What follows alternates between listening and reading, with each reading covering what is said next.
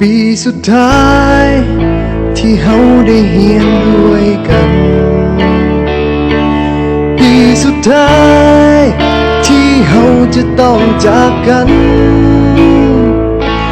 ผ่านการเฮียนผ่านวันเวลาจนทำให้เฮาได้หูจักกันได้เป็นเพื่อนกันจนวันนี้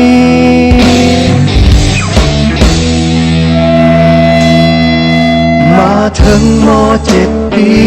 นี้ก็เลยห้องเพลงนี้แทนใจก่อนที่เฮาจะจากไปห่างกันให้ทุกคนจดจำในใจฝากเพลงนี้ไว้ให้คิดถึงกันเมื่อต้องถึงวันที่จากไป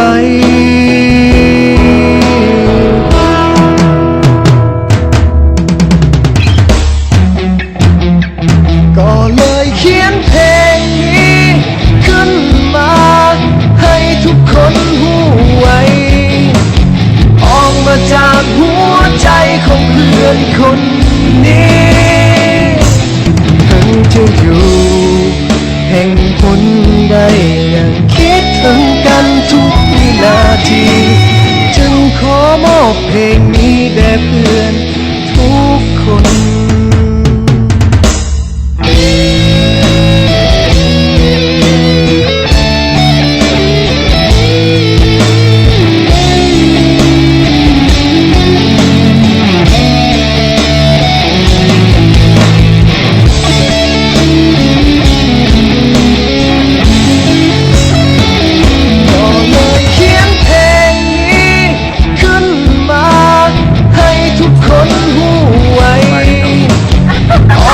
จากหัวใจของเพื่อนคน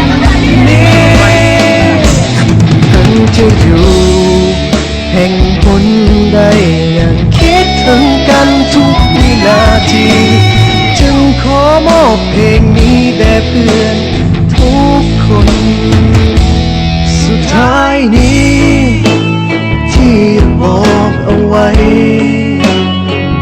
ถึงจะอย่างใดก็ยังมีคำว่าเฮา